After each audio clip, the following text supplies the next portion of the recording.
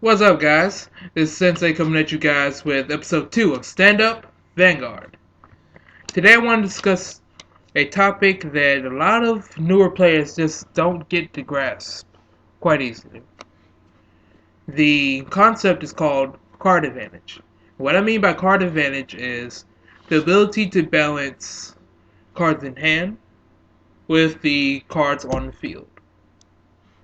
I've seen too many games where a lot of the players have lost terribly because they've either A, committed too many cards onto the field, or B, played it safe and kept too many cards in their hand.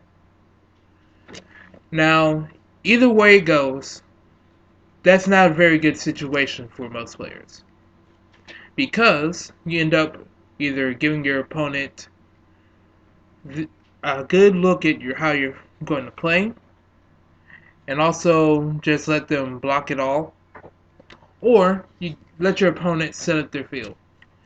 Now, how do you find this perfect balance, you ask? Well, there's a few easy concepts you can grasp that will help you out with that. First, moderation. Moderation, moderation.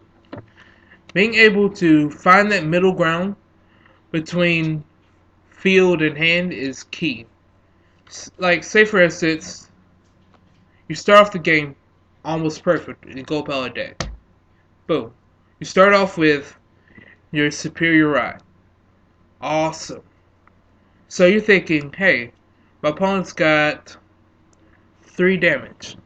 I believe if I commit as much as possible to the field, I can knock out those 3 damages and win the game. Wrong. Because a lot of the time, someone tries to do this, and start pouring everything they have onto the field. See, like this. Then do this. Sorry for moving it around. And then starts doing things like this. You know what happens? Your opponent sees that, and they laugh a little bit inside. Because chances are, attack 15k. No, attack 15k. Shield. Attack perfect shield. Let's see. You get draw trigger. Okay. I get 5 over here. Attack. And they block that as well. You just committed a whole bunch to the field. You only have 10k shield in hand. And your opponent's free to just slam into you next turn. Now, bad things can actually happen if you do it in the opposite direction. Commit only the minimum amount to the field, and then try to go in for an attack. Now, this is a lot easier for your opponent to guard, and you may have some shield in your hand, but it's not going to mean a lot, because since you didn't do too much damage or put enough pressure on the field, they probably have 4 damage now, which means they're going to do their limit break, which will either help them get past your shield or make your shield not even matter. Now, by being able to find a middle ground between these two, let's see. Probably get this on the field. Instead of playing that, probably play this and this. You'll be able to at least do maybe 1 more point of damage and not have to rely on your critical triggers for your damage. Now, the next one is adaptability. The ability to change up your playstyle depending on your opponent. This is very crucial because this is a concept that goes hand in hand with being able to maintain that balance. Say for instance, you're playing a deck that's going to get rid of your rear guards, and they want to go right here at your Vanguard for maximum damage. Well, if you were able to balance properly, you'll be able to protect yourself a little bit. And being able to adapt like that is very, very, very, very important in this game. Because, say, if you're playing a deck that exclusively runs on on an engine, or looks like exclusively runs on engines, such as Gold Paladins and their ability to fill up the field, or OTT, ability to fill up your hand. If you're able to change up the situation by reversing roles, by having your OTT deck being able to play maybe a couple units on the field to push in at your opponent, or being able to conserve your hand a little bit in Gold Paladins so that your committing to the field isn't going to end up costing you the game on your opponent's turn. That's very important. And balancing your hand allows you to have those options to do that. And the first two concepts really go hand in hand with this last one I'm going to mention, and that's experience. Chances are you're not going to win every game you play.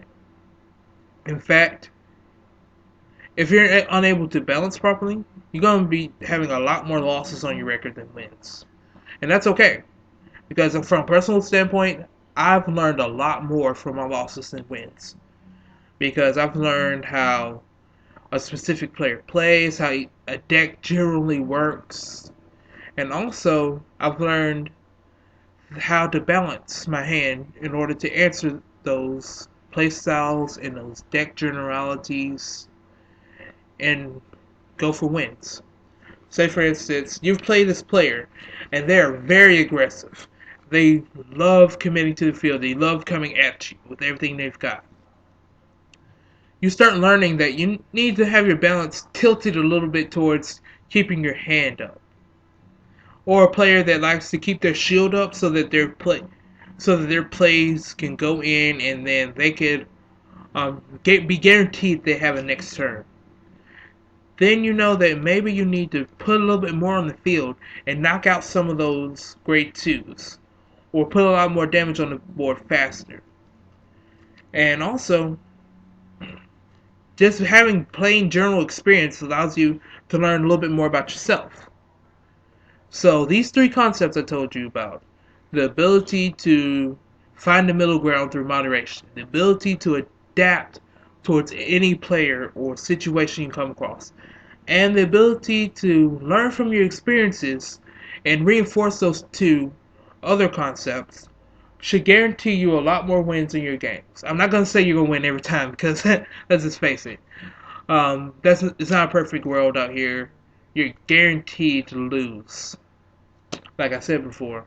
But maybe, just maybe, you're going to get a few more wins on that board. And maybe you're going to be able to gain a couple of friends, gain a couple of life experiences. Well, it's a card game, but still. You're going to be able to learn something. You're going to be able to work out your own player style. You're going to be able to work out which decks you're going to be doing well with. And overall, balancing your hands and stuff is going to do nothing but make that better. Alright, this is Sensei. And you guys, I hope you enjoyed this episode. Tell me how you feel about balancing. How did you guys learn how to balance your hands a little bit better? Just put that comment down below. Tell me how and also tell me how you feel about this segment. And next week I'll be coming at you guys with a segment on perfect shields and how to use them. And trust me, I've got a lot to say about that. Well, this has been Sensei, and peace out, YouTube.